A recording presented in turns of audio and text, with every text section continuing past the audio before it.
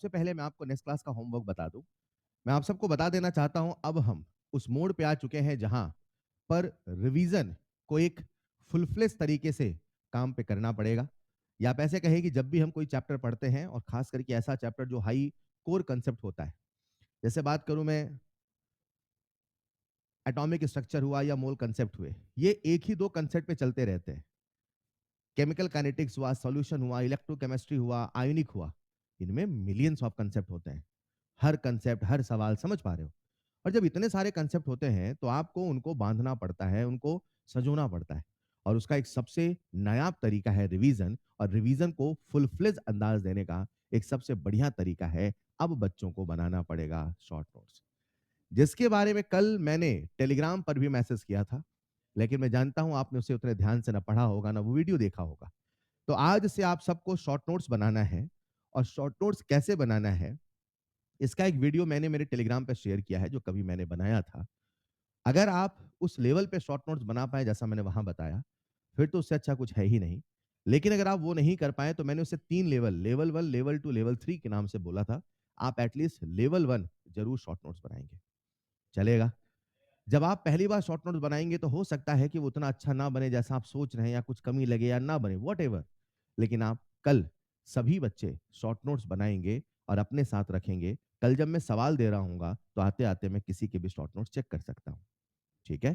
तो कल मुझे आप सबके पास होमवर्क में सबसे पहला होमवर्क होगा शॉर्ट नोट्स।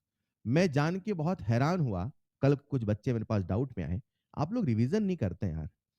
मैं बार बार कहा और कह रहा हूं, पहले दिन से आज भी कह रहा हूं, दो ही चीजें चाहिए, एक क्लास और एक होमवर्क।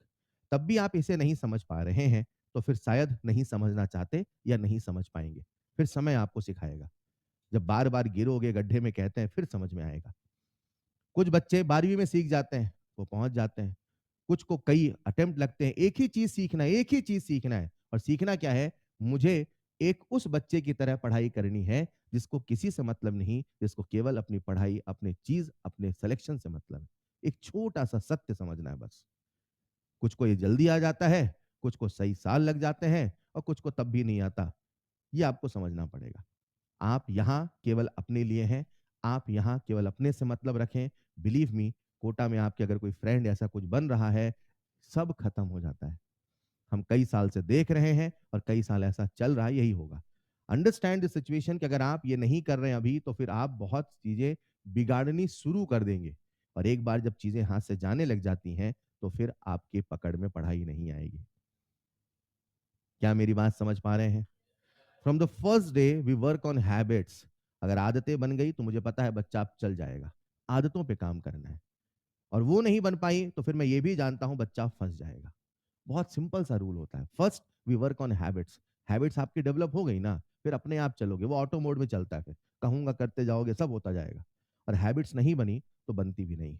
और एक बार जब नहीं आती हैं चीजें, वो बार बार चीजें याद नहीं आ रही हैं, अभी मैं बच्चे से कहूं बेटा एक बार ढूंढ के बताओ eight is two a naught upon two की पावर एन कहाँ लिखा है, आधे कॉपी ढूंढेंगे। नोट्स जब याद होता है तो पता कैसे याद होता है? सीधे याद आता है फॉर्मूला कहाँ लिखा है। आपको तो लोकेशन नहीं याद है, फॉर्मूले कैसे याद होंगे, कंसेप्ट कैसे याद होंगे? मैं इन जनरल बातें कर रहा हूं सबके लिए, मैं किसी बच्चे को नहीं कह रहा हूं। हो सकता है आपके बैच में सारे बच्चे बहुत अच्छा कर रहे हो। जो बच्चे मेरे पास आए, मैं एक एग्जांपल ले रहा हूं, ऐसा मत करो। जब तक कोई चैप्टर चलता है तब तक बच्चा एक नियम बना ले। लेक्चर 1 हुआ, घर गया रिवाइज किया। लेक्चर 2 हुआ, घर गया रिवाइज किया। लेक्चर 2 को रिवाइज किया, फिर लेक्चर 1, लेक्चर 2 रिवाइज किया। लेक्चर 3 हुआ, घर जाके रिवाइज किया। फिर 1, फिर 2, फिर 3। लेक्चर 4 हुआ, घर जाके रिवाइज किया। फिर 1, फिर 2, फिर 3, फिर 4। एक समय ऐसा आता है जब लेक्चर 1 लेके आखिरी लेक्चर तक आपको आधे घंटे भी नहीं लगते, सब पानी जैसे याद होने लगता है। पर ये समझते ही नहीं हो आप। सिंपल सा फंडा है भाई। चीजों को आने दो, और एक कंसेप्ट तैयार होता है, अगला वहां से टच। हम लोग पढ़ाते भी ऐसी हैं। मैं क्यों पहला चैप्टर आपको ये करा रहा हूं, कहां से क्या लेके जाना है, वो हमारा तरीका है। लेकिन जब आप उन बेसिक बातों पे उन पे काम नहीं करेंगे, तो फिर चीजें याद नहीं होंगी, याद नहीं होगी, कॉन्फिडेंस नहीं आएगा, मजा नहीं आएगा, खत्म कहानी, इंटरेस्ट खत्म। हेलो। रिवीजन ताकतवर चाहिए, रिवीजन शानदार चाहिए। बहुत सिंपल सा तरीका है, घर जाइए, सबसे पहले रिवाइज करिए, समय मिले तो होमवर्क करिए, पूरा हुआ तो ठीक है, नहीं तो 50%। कुछ नहीं करना भाई, एक स्टेप में चलना है। हम लोग इतने सिस्टमैटिक चलते हैं, आप चलो तो सही। फिर वही मनमानी करोगे तो गड़बड़ होगा, राइट? क्या कल हर बच्चा शॉर्ट नोट्स बना के आएगा? इट विल टेक 2.5 आवर्स, मैं बता रहा हूँ। 2.5 घंटे में जो बने, मैं भी कोई मॉड्यूल नहीं करने को बोल रहा हूँ, मुझे चाहिए शॉर्ट नोट्स। क्या चाहिए? नोट्स पढ़ोगे, लिख लिख के रिवाइज करोगे और शॉर्ट नोट्स बनाओगे। शुरू में समय लगेगा, 2.5 घंटे में जितना बने करना, पहले रिवाइज करो, चलेगा? लेकिन आज जो पढ़ाऊं पहले उसका रिवीजन, फिर शॉर्ट नोट्स करना है। आपका होमवर्क है शॉर्ट नोट्स। तो पहला काम क्या होता है घर जाके? आज का लेक्चर रिवाइज, पहले वो करो और फिर शॉर्ट नोट्स में लग जाओ। डन है? कल मैं किसी के भी शॉर्ट नोट्स चेक कर सकता हूं जब आपकी तरफ आऊं। कैसे बनाना, मैंने पूरा वीडियो बना रखा, वहां देखना। We will not waste our time here, ठीक है? चलेगा? प्यारे बच्चों, हमने लास्ट क्लास में कोलिजन थ्योरी पे चर्चा करी थी और मैंने कहा था कोलिजन थ्योरी कहता है अगर रिएक्शन को होना है तो मॉलिक्यूल को टकराना, लेकिन हर टक्कर से प्रोडक्ट बनता, केवल वही टक्कर प्रोडक्ट बना पाएगा जो इफेक्टिव कोलिजन कर पाएगा। इफेक्टिव कोलिजन करने के लिए कितने बैरियर? नंबर 1, नंबर 2, क्या हम एनर्जी बैरियर पे बातें कर रहे थे? एनर्जी बैरियर कहने को तो बहुत हाई फाई शब्द है, बहुत सरल भाषा में कहूं, अरे कुछ नहीं, वो है ब्रेकर। क्या है? ब्रेकर होगा छोटा तो रफ्तार होगी, ब्रेकर होगा बड़ा, रफ्तार। ब्रेकर बोले तो एक्टिवेशन एनर्जी। बोलो डन। और मैंने एक ही सवाल कराया था जहां तक मुझे याद है ना? क्या हमने डेल्टा एच का फॉर्मूला निकाल लिया था? डेल्टा एच का फॉर्मूला EAF। यहां डेल्टा एच आप साइन के साथ रखेंगे कि विदाउट साइन? लिखिएगा अगला सवाल, लिखिएगा अगला सवाल। अच्छा, मैंने वो एक्सो एंडो भी कुछ बता दिया था ना? लिखो अगला सवाल, एक ग्राफ के रूप में है। जल्दी जल्दी लिखिएगा।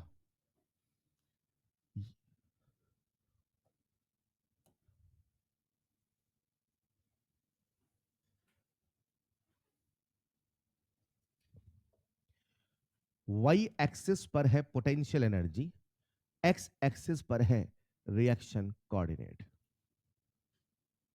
जैसा कि आप जानते हैं शुरू में हमेशा रिएक्टेंट होता है, बाद में हमेशा प्रोडक्ट होता है। उन्होंने हमें यहां वैल्यू दे रखी है 0, 50, 75 और यहां लिखा है 100।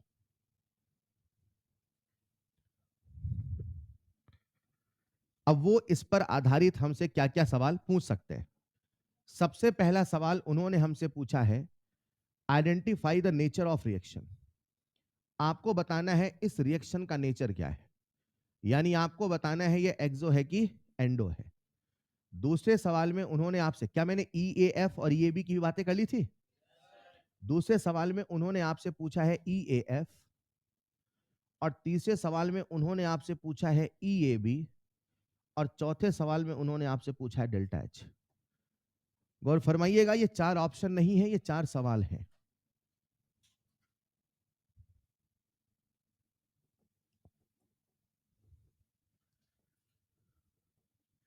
चलो एक पार्ट और लिख लेते हैं जहां पे उन्होंने आपसे पूछा है थ्रेशोल्ड एनर्जी। एनर्जी की सारी यूनिट है किलोजूल पर मोल, किलोजूल पर मोल। यहां पे सारी यूनिट है किलोजूल पर मोल, तो आपको सारे आंसर किलोजूल पर मोल में ही बताने हैं।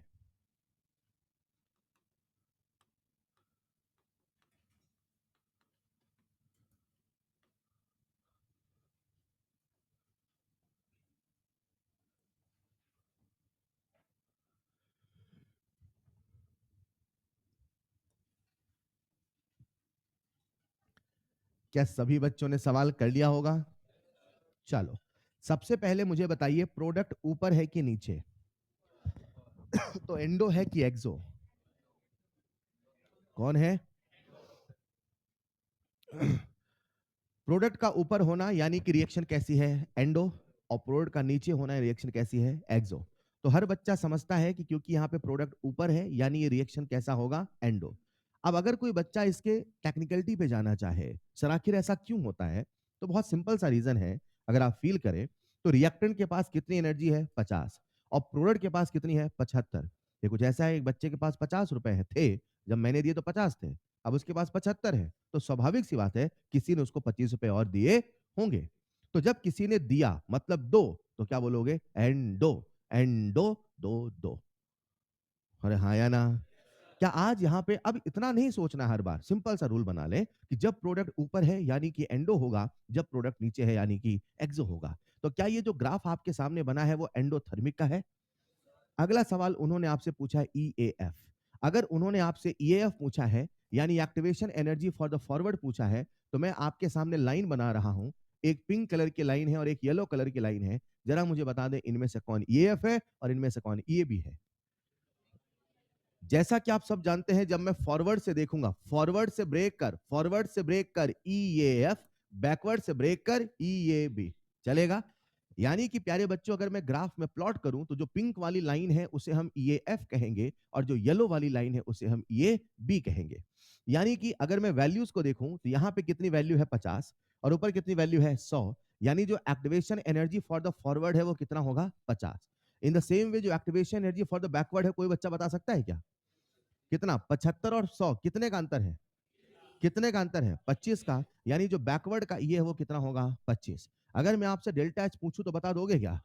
डेल्टा एच एक तो आप ग्राफ देख के भी बता दोगे और फॉर्मूले से भी बता सकते हो, बोलो हाँ या ना। कितने बच्चे फॉर्मूले से बता सकते हैं डेल्टा एच का फॉर्मूला क्या है? E A F minus E A B. आसान है, फॉरवर्ड माइनस बैकवर्ड, जिसे मैंने कल पढ़ाया था। तो डेल्टा एच का फॉर्मूला हो जाएगा E A F minus E A B, और फॉरवर्ड है 50, बैकवर्ड है, तो आंसर कितना आएगा? 25। क्या ये आसान है? अगर समझ पाए हैं तो अगला सवाल आप सबके सामने है स्क्रीन पर। For a reaction if delta H is, लिखते चले फटाफट। For a reaction if delta H is 70 kilojoule पर मोल, डेल्टा एच इज 70 किलोजूल पर मोल, and EAF is equal to 90 kilojoule per mole, then calculate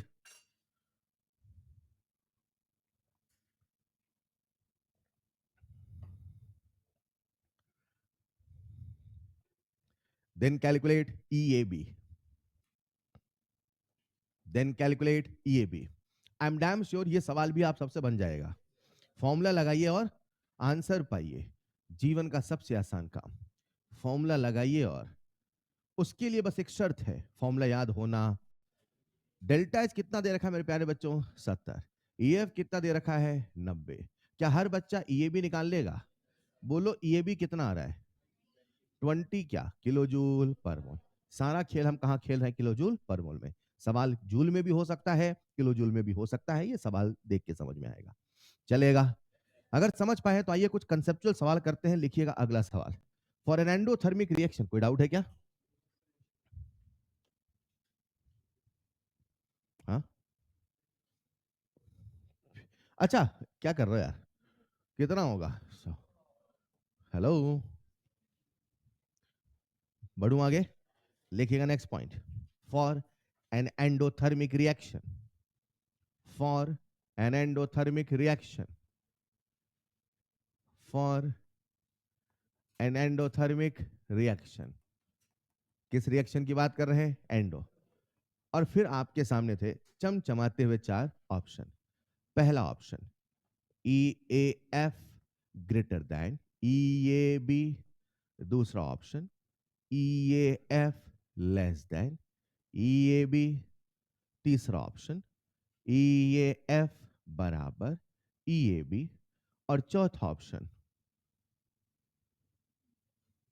I don't know, none of this लिख लो। चलो, अगर कोई रिएक्शन एंडोथर्मिक है तो आपको बताना है इनमें से कौन सा विकल्प सही है। सही विकल्प का चयन करें। बन गया क्या? क्या बात है, कोई फॉर्मूला लगाया कि ग्राफ से सोचा? मैं सजेशन दूंगा, मैं आपको सलाह दूंगा, सभी बच्चे ग्राफ से सोचें। कहानी बहुत आसान है। अगर मैं एंडो कह रहा हूं तो क्या मुझे ग्राफ कुछ ऐसा बनाना चाहिए? बोलो, एंडो में प्रोडक्ट ऊपर की नीचे और एक्सो में कौन? एक ग्राफ है उसमें रिएक्टेंट ऊपर है, प्रोडक्ट नीचे है, बोलो ना, कंफर्म ना? ये माइंड में बिल्कुल छपा होना चाहिए। मुझे बताओ, अगर मैं आपके सामने लाइन बनाऊं, यहां से बनाऊं पिंक वाली, यहां से बनाऊं पीली वाली, या चलो लाल वाली, हाँ या ना? बताओ, लाल बड़ी की पिंक? बोलो, फॉरवर्ड बड़ा की बैकवर्ड? कौन बड़ा? लाल बड़ा की पिंग पिंग, क्या ये फॉरवर्ड है, क्या ये बैकवर्ड है? ई एफ ग्रेटर देन, ठीक है ना? अरे नहीं समझे? एक और सवाल दे दूं क्या? नहीं दूं बेटा, रहने दो। देखो एक और सवाल। For an exothermic reaction, for an exothermic reaction, अब मैं सवाल आपसे एक्सोथर्मिक का पूछ रहा हूं, ठीक? E A F greater than E A B, दूसरा ऑप्शन है E A F less than E A B, तीसरा ऑप्शन है ई ए एफ बराबर ई ए बी, और चौथा ऑप्शन है नन ऑफ दिस। हाँ मैं जानता हूं इन सवालों को फॉर्मूले से भी किया जा सकता है, लेकिन मैं चाहता हूं आपके सोचने की क्षमता ग्राफ से हो। ग्राफ के सवाल और भी कई जगहों पे आपकी मदद करेंगे। चलो मैं दोनों तरीके से करके बता दूंगा, फॉर्मूले से भी बता दूंगा और ग्राफ से भी। अब सवाल आपसे कह रहा है कैसी रिएक्शन है, एक्सो की एंडो? चलो पहले फॉर्मूले से बता दूं, आ जाओ। क्या सबको डेल्टा एच वाला फॉर्मूला याद है? E A F minus E A B, बोलो डन। आओ साहब मुझे बताओ, कहानी एक्सो की चल रही कि एंडो की? तो डेल्टा एच निगेटिव होगा कि पॉजिटिव? डेल्टा एच निगेटिव होगा कि पॉजिटिव? डेल्टा एच निगेटिव होगा कि पॉजिटिव? डेल्टा एच निगेटिव किसका होगा? क्या एक्सो का डेल्टा एच निगेटिव होगा? मुझे बताओ निगेटिव होने के लिए इसको बड़ा होना पड़ेगा कि इसको? किसको? किसको? बैकवर्ड को कि फॉरवर्ड को? As per this formula E A B must be greater than E F होना चाहिए। आओ इसे ग्राफ से समझते हैं। अगर मैं एक्सोथर्मिक का ग्राफ बनाता तो क्या मैं ग्राफ कुछ ऐसे बनाता? मैं आपके सामने कुछ लाइनें बना रहा हूं, एक बना रहा हूं पीली वाली, एक बना रहा हूं लाल वाली। अरे मान लो, मुझे बताओ पीली बड़ी की लाल? क्या जो पीली वाली है यही है फॉरवर्ड, और जो लाल है वही है? तो बोलो लाल बड़ी की पीली। अरे लाल बड़ी की पीली, बैकवर्ड की फॉरवर्ड। यहां से भी क्या बोला था? E A B must be greater than E F, और यहां से भी क्या बोल रहे हैं? E A B must be greater than E F, यानी आंसर क्या होना चाहिए? Second. Is this clear? Is this clear? अगर समझ पाए हैं तो लिखिएगा अगला सवाल। अगला जो सवाल है इस टॉपिक के बेहतरीन सवालों में से एक है। For an endothermic reaction, for an endothermic reaction, और फिर थे आपके सामने चमचमाते हुए चार option. E A must be greater than delta H, दूसरा ऑप्शन था ई ए लेस देन डेल्टा एच, तीसरा ऑप्शन था ई ए बराबर डेल्टा एच, और चौथा ऑप्शन था एनी ऑफ दीज या ऑल ऑफ दीज, जो भी आप लेना चाहें। तुक्का नहीं मारना है, ग्राफ बना के सोचना है। अपने सामने एक रिएक्शन है फॉर एन एंडोथर्मिक रिएक्शन, और आपके सामने चार ऑप्शन। हाँ इस सवाल को कॉपी में ग्राफ बना लो, एक रफ पन्ना रखो, हमेशा एक रफ पन्ना रखो साथ में प्लीज। सभी बच्चे जिनको डर लगता है कॉपी में गलत ना लिखने का डर लगता है, वो हमेशा अपने साथ एक रफ पन्ना जरूर रखें।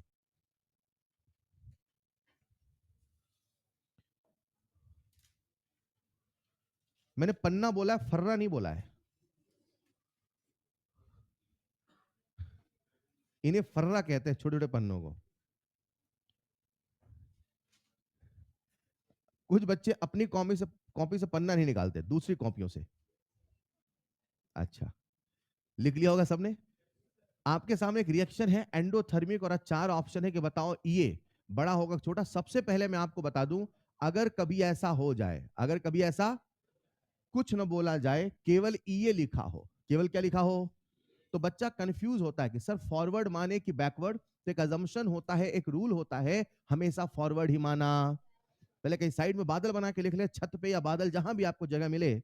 If nothing specified, if nothing specified, if nothing is specified, then EA will be treated as EA will be treated as EAF only. EA will be treated as EAF only. यानी कि बच्चा समझे कि मैंने जो सवाल आपके सामने लिखा है, जाने अनजाने में EA लिखा है, लेकिन बेसिकली वो EA नहीं, EAF है। तो बताओ अगर कोई एंडोथर्मिक रिएक्शन है तो उसका जो एक्टिवेशन एनर्जी है वो डेल्टा एच से बड़ा होगा कि डेल्टा एच से छोटा होगा कि डेल्टा एच के बराबर होगा या कुछ भी हो सकता है। इसको सर करे तो कैसे करे? एक तो तरीका है फॉर्मूला वाला, एक तो तरीका है, अरे बोलो ना, अगर आप इसे फॉर्मूले से करना चाहें तो प्यारे बच्चों क्या कहेंगे? डेल्टा एच बराबर E A F minus E A B. बोलो डन, बोलो डन। डेल्टा एच आपको पॉजिटिव चाहिए कि नेगेटिव? मतलब एक नंबर होगा, 2 होगा, 4 होगा, 5 होगा। अरे बोलो ना। और आप किसी को किसी में से माइनस कर रहे हो, हाँ या ना? अब जो माइनस कर रहे हो उसको फिक्स नंबर कोई ले लो, तो स्वाभाविक सी बात है ये इससे बड़ा होगा, ये इससे, यानी ईएफ को तो ईएबी से बड़ा होना। बोलो ना यार। एक नंबर सोचो, मान लो ईएबी है 5, कितना है? तो ईएफ 5 लू कि 5 से बड़ा? 10 ले लो। अब 10 में से 5 माइनस करो कितना मिलेगा? 5। मतलब अगर ये 10 है तो आई एम डैम श्योर माइनस करने के बाद तो रिजल्ट 10 से छोटा ही होगा। बोलो ना यार। यानी कि आई एम डैम श्योर ईएएफ को तो डेल्टा एच से बड़ा होना। लेकिन कई बार बच्चा ये नहीं सोच पाता, ये मैथमेटिक्स की समझ मैथ करने से आती है और हम जनरली ऐसा मानते हैं कि हमारा जो नीट का स्टूडेंट है वो मैथ इतने ज्यादा नहीं पसंद करता है। क्या ये सही बात है? इसीलिए इस सवाल को करने का एक दूसरा तरीका मैं आपको बताता हूं जिसे हम ग्राफिकल मेथड कहते हैं। सबका ध्यान, सबकी नजरें मुझे बोर्ड पे चाहिए जरा। मैं आपके सामने कुछ ग्राफ बना रहा हूं, आप मुझे बस इतना बता दो कौन सा ग्राफ संभव है, कौन सा ग्राफ संभव नहीं है। मैं एंडो की बात कर रहा हूं कि एक्सो की? तो प्रोडक्ट ऊपर होगा कि नीचे? प्रोडक्ट ऊपर होगा कि नीचे? बोलो भाई। मैंने आपके सामने ग्राफ बनाया, पहला वाला कुछ ऐसा, बोलो चलेगा? एक मिनट, क्या ये एंडो है? क्या ये एंडो है? ये भी एंडो है। यहां तक बना दूं? एंडो। यहां तक बना दूं? यहां तक बना दूं? यहां तक बना दूं? अच्छा नहीं दिख रहा क्या? टीवी में देखो, टीवी में दिख रहा है। यहां तक बना दूं? बिल्कुल बराबर बना दूं? क्या एंडो है कि नहीं है? एंडो का मतलब क्या? पॉजिटिव है, प्रोडक्ट ऊपर है ना यार। तो बराबर बना दूं तो प्रोडक्ट ऊपर हुआ क्या? तो ये एंडो है कि नहीं है? तो बोलो ना। यहां एंडो था। एंडो था, हाँ या ना? अगर मैं नीचे बना दूं तो एंडो है कि नहीं है? डन है। मैं आपके सामने एंडोथर्मिक का एक एक्सट्रीम केस बना रहा हूं और मैं आपके सामने एंडोथर्मिक का ग्राफ कुछ ऐसे बना दूं, बोलो चलेगा? ये रिएक्टेंट से हल्का सा ऊपर। कितना ऊपर? लेकिन ज्यादा हल्का करूंगा तो आपको समझ में नहीं आएगा। कुछ आधो को तो ये भी नहीं दिख रहा होगा, सेम ही तो है सर। तो ये दिखाने के लिए अलग है, थोड़ा ऊपर बना रहा हूं, लेकिन मेरा इंटेंशन ऊपर बनाना ना, मेरा इंटेंशन है हल्का सा ऊपर बनाना। कितना ऊपर? बोलो चलेगा? ये एंडो है कि नहीं है? ये एंडो है। अब एंडो का अगला ग्राफ बना रहा हूं, देखना, बनाऊं एंडो का ग्राफ? मैंने बनाया एंडो, देखो देखो देखो, क्या ये एंडो होगा? क्या ये एंडो होगा? यहां बना दूं तो? यहां बना दूं तो? यहां, यहां, यहां, यहां। सर एक्टिवेटेड कॉम्प्लेक्स तो बनाओ पहले। एक्टिवेटेड कॉम्प्लेक्स उधर बनाना पड़ेगा, बोलो हाँ या ना? तो मैंने जब एंडो का दूसरा ग्राफ आपके सामने बनाया, वो मैंने एक्टिवेटेड कॉम्प्लेक्स से हल्का सा नीचे। कितना नीचे? बोलो चलेगा? नहीं चलेगा? ये हल्का सा ऊपर, ये हल्का सा नीचे, इन दोनों के बीच में दुनिया का हर एंडोथर्मिक समाया।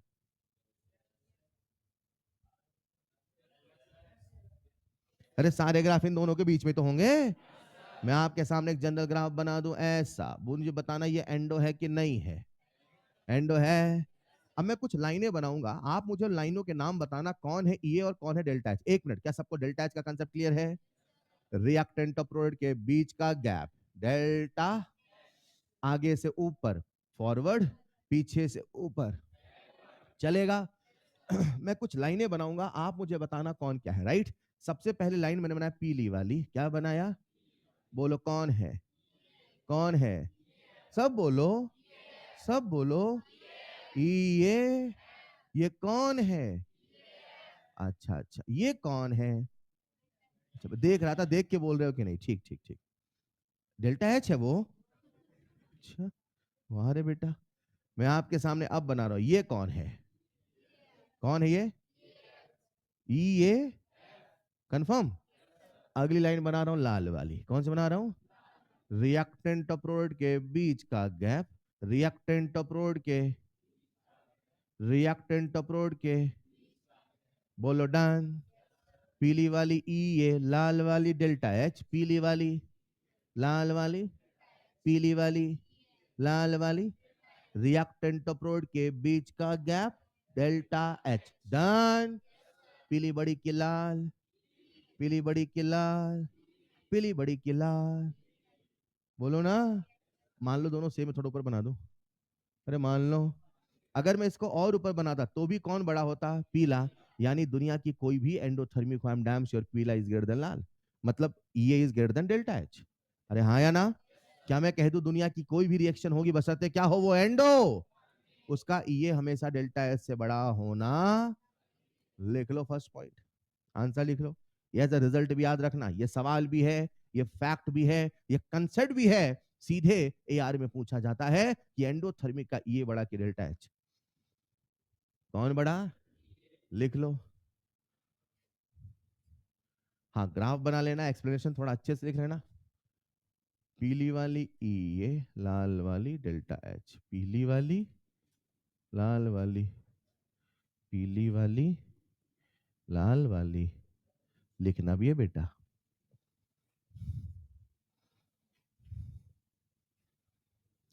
और अगर आप इस कंसेप्ट को समझ पाए हैं तो ऐसा लग रहा अगला सवाल मैं आपके लिए बोर्ड पे लिख दूं क्या? लो लिख देता हूं। फॉर एन एक्सोथर्मिक रिएक्शन, और फिर आपके सामने है फिर से चमचमाते हुए चार ऑप्शन। पहला ऑप्शन ई ए ग्रेटर देन डेल्टा एच, दूसरा ऑप्शन ई ए, जल्दी लिखो भाई, बिजली की रफ्तार से लिखना है। दूसरा ऑप्शन ई ए लेस देन डेल्टा एच, तीसरा ऑप्शन ई ए बराबर डेल्टा एच, एंड चौथा ऑप्शन एनी ऑफ दिस। सही विकल्प का चुनाव करें।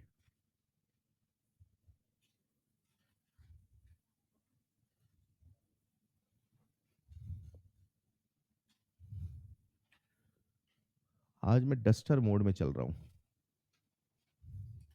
डस्टर मोड समझते हैं? क्लास का एक नियम है, ऐसा आपको लगेगा कि सर आपसे बातें कर रहे हैं, आपको कुछ बोलना है। मैं कभी आपसे बातें नहीं करता ना, कभी आपको कुछ बोलना है। आपको केवल लिखना है, सुनना है और पढ़ना है, चलेगा? अरे हेलो, कई बार ऐसा मैं बोलूं बोलो बोलो, तब भी आप मत बोलो। क्लास में बोलना, बस पढ़ना है, सुनना है और देखना है। ठीक है बेटा? ठीक है, बोलो क्या समझे? भूलना नहीं है।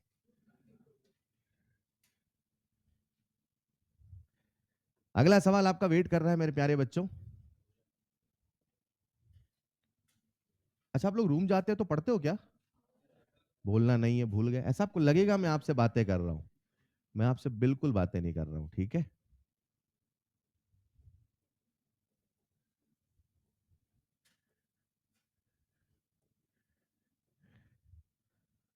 क्या मैं ये वाला सवाल मिटा दूं?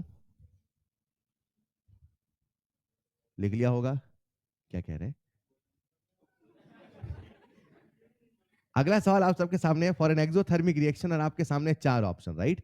अब आपको बताना है कि अगर कोई रिएक्शन एक्सोथर्मिक है तो इनमें से कौन सा सही ऑप्शन होगा। अगेन अगर आप इसे ग्राफ बना के समझने की कोशिश करें तो ये सवाल आसान होगा, और फॉर्मूले सोचोगे तो कई बार वो मैथमेटिकल पहलू फिर आपको नहीं समझ में आता है।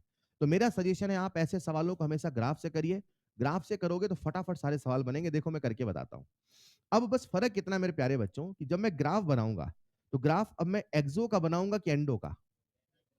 और जैसा कि आप सब जानते हैं अगर मैं एक्सो का ग्राफ बनाऊंगा, अगर मैं एक्सो का ग्राफ बनाऊंगा तो बताइए प्रोडक्ट को नीचे रखूंगा कि ऊपर? मैं आपके सामने ग्राफ बना रहा हूं, सभी बच्चों का ध्यान बोर्ड पे जरा देखने की कोशिश करिएगा। देखो मैं आपके सामने एक्सोथर्मिक बना रहा हूं। पहला ग्राफ रिएक्टेंट और प्रोडक्ट, प्रोडक्ट बना दूं हल्का सा नीचे, कितना नीचे? चलेगा? ये एक्सो है कि नहीं है? बोलो ना भाई। बाकी जितने भी ग्राफ होंगे प्रोडक्ट और नीचे और नीचे और नीचे और नीचे और नीचे, हाँ या ना? अच्छा कितना प्यारा कंसेप्ट है। इस लाइन को मुझे नीचे करना है, इस लाइन को, तो इस लाइन को नीचे करने कितने तरीके? इस वाली लाइन को मुझे नीचे खींचना है, कितने तरीके? इस वाली लाइन को मुझे नीचे करना है, इसको ऊपर करना है। कितने तरीके हैं? एक तरीका किसे नीचे करो, दूसरा तरीका इसे ऊपर करो। अरे तब भी तो अपने आप नीचे हो जाएगा ये। क्या कर रहे हो यार? अकबर बीरबल कहानी नहीं सुनी क्या कभी? भाई इस लाइन को मुझे नीचे करना है तो या तो इसे नीचे करो या तो इसे ऊपर कर दो, तब भी तो नीचे हो जाएगा। ऐसा ग्राफ कोई एक्सो का पॉसिबल है कि नहीं है? ये एक्सो का पॉसिबल है कि नहीं है? अगला सवाल, अगर ये एक्सो का पॉसिबल है तो बताओ एक्टिवेटेड कॉम्प्लेक्स से हल्का सा नीचे ये एक्सो का पॉसिबल है कि नहीं है? हैं? एक्सो में नीचे कौन होता है? तो इसमें नीचे कौन है? इसमें नीचे कौन है? ये भी एक्सोथर्मिक है। और मुझे लगता है दुनिया का हर केस अब इन दोनों केस में समाया है। अरे बोलो, बोलो, कंफर्म। अच्छा, अभी मैं ग्राफ बना के समझाऊंगा, पहले मुझे बताओ अगर एक्सोथर्मिक है तो क्या आप अटेम्प्ट कर लोगे इसको? वैसे क्लास में कितने बच्चे जिनको ये आंसर पहले से याद है? कुछ को याद होता है। ये बहुत मतलब फेवरेट प्रोफाइल है, कह दो कि बहुत फेमस सवाल है। और बच्चों को ये नहीं याद होता, बच्चों को दोनों याद होता है। और वो कंफ्यूज होता है, एक का आंसर सर बताएंगे, अगले का मैं बताऊंगा। अगर पहला मैं ये दे दूंगा तो दूसरे का आंसर वो बता देता है, और पहला मैं वो देता हूं दूसरे का आंसर ये बता देता है। पर मैं भी चालाक, मैं उसे बताने नहीं दूंगा। कितनों को याद है पहले मुझे बता दो, मैं सुनना चाहता हूँ। कुछ को याद होता है? यस, किसी को तो याद होगा, किसी को नहीं। हम्म, बहुत अच्छी बैच। प्यारे बच्चों, अगर वो सवाल का है तो बच्चों को रटा होता है, बच्चों को याद होता है कि एक में ये हमेशा डेल्टा एस से बड़ा होता है और एक में कुछ भी हो सकता है, ये उनको रटा होता है, ठीक। पर उनको ये नहीं याद होता है कि कौन सा एक्सो में होता है, कौन सा एंडो में। तो वेट करते हैं, जनरली ऐसा होता है ड्रॉपर बैच में, वेट करते हैं कि सर बताएंगे एक वाला, अगला वाला हम बता देंगे, ठीक। तो मैं ये बताना चाहता हूं कि अगर मैंने पहला सवाल दिया एंडोथर्मिक का और उसका ये डेल्टा एस से बड़ा है, तो वो बच्चा जिसको याद होता वो मुझे इसका आंसर क्या देता? एनी ऑफ दीज या ऑल ऑफ दीज, बोलो हाँ या ना। और मैं तुरंत कहता जो आपको रटा है वो सवाल ये नहीं हो, कोई और सवाल है। एक्चुअल में आज मैं किस रिएक्शन की बात कर रहा हूँ? एक्सो। और मुझे बताओ एक्सो का डेल्टा एच निगेटिव होता है कि पॉजिटिव? एक्सो का डेल्टा एच, यानी डेल्टा एच अपने आप में एक निगेटिव नंबर है। अरे बोलो ना। और एक्टिवेशन एनर्जी क्या कभी निगेटिव हो सकता है? एक्टिवेशन एनर्जी क्या है? ब्रेकर। ब्रेकर रोड के ऊपर होता है कि रोड के नीचे? रोड के नीचे ब्रेकर नहीं, गड्ढा होता है ना। ब्रेकर रोड के ऊपर होता है, बोलो हाँ या ना। तो ब्रेकर जो है वो कभी भी निगेटिव होने वाला, क्या मेरी बात समझ पा रहे हैं? यानी एक्टिवेशन एनर्जी कभी निगेटिव हो ही, लेकिन डेल्टा एच इसका निगेटिव है और एक नंबर निगेटिव एक नंबर पॉजिटिव है, तो कोई भी सिचुएशन हो positive is always greater than. अरे बोलो ना यार। मैंने आपको सवाल दिया कि फॉर एक्सोथर्मिक रिएक्शन ये बड़ा कि डेल्टा एच, बच्चा मुझसे कहता आंसर ये होना चाहिए, मैं कहता हूं आंसर ये नहीं, आंसर ये होगा क्योंकि ये निगेटिव है और ये, और पॉजिटिव हमेशा निगेटिव से। तो उसका भी आंसर क्या था? ये ग्रेटर देन। और इसका भी आंसर क्या? ये ग्रेटर देन। लेकिन यहीं पे एक सवाल और बनता है जिसका आंसर कुछ और है, और वो जो अगला सवाल बनता है सच में वो सवाल ये नहीं मेरे प्यारे बच्चों, वो सवाल जो है वो कुछ ऐसा है, सुन लो फिर लिख लेना। फॉर एन एक्सोथर्मिक रिएक्शन, कौन सा रिएक्शन? और अब वो जो हमें ऑप्शन दे रहे हैं जरा गौर फरमाइएगा। पहला ऑप्शन है ई ए ग्रेटर देन डेल्टा एच, दूसरा ऑप्शन है ई ए लेस देन डेल्टा एच, तीसरा ऑप्शन है ई ए बराबर डेल्टा एच, और चौथा ऑप्शन है ऑल ऑफ दीज या एनी ऑफ दीज। अब ये जो ऑप्शन आपके सामने है, यहां लगा है मॉड, यहां लगा है मॉड, यहां लगा है मॉड। Is this clear? तो यहाँ अक्सर आप निगेटिव करवा देते हैं, आपको रटा होता है, मगर भूल जाते एग्जामिनर दो तरह के सवाल पूछता है। अगर वो एक्सो बोलेगा, अगर वो अगर वो अगर वो अगर वो आया कि नहीं आया? आया। अगर वो एक्सो बोलेगा और आपके सामने ऐसे ऑप्शन है तो वो भी हमारा आंसर अभी क्या जाएगा? फर्स्ट। तो पहले आप सवाल लिख लिए थे क्या? उसमें आंसर लिखना, जरा पहले आंसर लिखना। If exothermic, if exothermic then delta H is negative. If exothermic, then delta H is negative. And EA is positive. Delta H is negative and EA is positive. Hence, EA, EA will always be greater than delta H. Hence, EA will always be greater than delta H. ठीक है? Hence EA will always be greater than delta H. लेकिन अगर यही सवाल रूप बदल के कुछ ऐसे आता, अब लिखना फिर से दूसरा सवाल, for an exothermic reaction star लगाना, फॉर एन एक्सोथर्मिक रिएक्शन, और आपके सामने उन्होंने दे रखे हैं फिर से 4 ऑप्शन, बस फर्क कितना है, अब डेल्टा H में लगा है mod. For an exothermic reaction, और पहला ऑप्शन है EA greater than mod of delta H, दूसरा ऑप्शन है EA less than mod of delta H, तीसरा ऑप्शन है EA बराबर मॉड ऑफ डेल्टा H, और चौथा ऑप्शन है एनी ऑफ दिस। अब इस सवाल को हम करें तो कैसे करें, वही ग्राफ जो मैं पिछली स्लाइड में बना रहा था, एक बार फिर से यहां बना देता हूं ताकि आपको क्लियरली दिख जाए। प्यारे बच्चों, अब मुझे एक्सोथर्मिक का ग्राफ बनाना है, तो मैं आपके सामने एक्सोथर्मिक के सारे पॉसिबल केसेस को बनाने की कोशिश कर रहा हूं, और ये ऐसे केस हैं जिसमें दुनिया का हर केस समाया है। अगर आप दुनिया के किसी भी एक्सोथर्मिक का ग्राफ बनाएंगे, आई एम डैम श्योर वो इन्हीं तीनों ग्राफ में से किसी एक ग्राफ के अंदर होगा। अरे हेलो, या तो प्रोडक्ट यहां, या तो रिएक्टेंट यहां, और इसी के बीच में सारे ग्राफ खेलेंगे। बोलो ना, यही तो एक्सट्रीम पॉइंट है, इसी को बोलते हैं बाउंड्री, इसी को बोलते हैं लिमिट, इसी को बोलते हैं हद।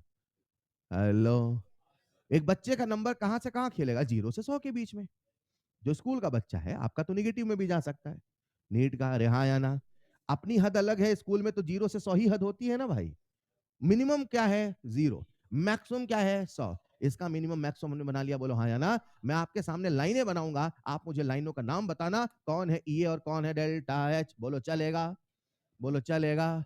रिएक्टेंट और प्रोडक्ट के बीच का गैप, रिएक्टेंट और प्रोडक्ट के बीच का गैप, रिएक्टेंट और प्रोडक्ट के बीच का गैप, रिएक्टेंट और प्रोडक्ट के बीच का गैप, फॉरवर्ड से ऊपर, फॉरवर्ड से, देखना जरा, फॉरवर्ड से EA, फॉरवर्ड से ऊपर EA, फॉरवर्ड से EA। बोलो डन।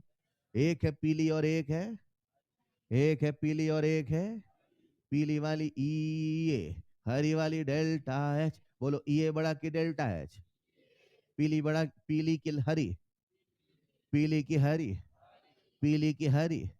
मान लो दोनों बराबर है, मान लो यार, मान लो ना बेटा, थोड़ा और लंबा, हाँ या ना। क्या कभी पीली लाल से, पीली हरी से बड़ी हो सकती है? क्या कभी पीली हरी से छोटी हो सकती है? क्या कभी पीली हरी के बराबर भी हो सकती है? अगर एक्सोथर्मिक है तो ये कभी बड़ा भी हो सकता है, कभी छोटा भी, कभी, बशर्ते मैं केवल मैग्नीट्यूड की बात कर रहा हूं, माइनस साइन के साथ बातें नहीं कर रहा हूं। Is this clear?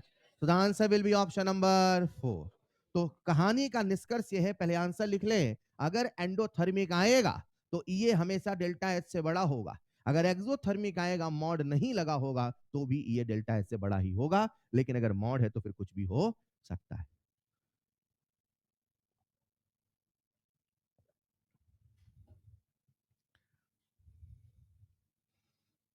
ग्राफ बना लो बेटा, हम जो पढ़ते हैं वो भूल भी जाते हैं। खेल पढ़ने का नहीं है, खेल है इन सभी बातों को मई तक पहुंचने का। जितना पढ़ाया जा रहा है, इनको लेकर पहुंचना है मई तक। That's the bigger task. ठीक है,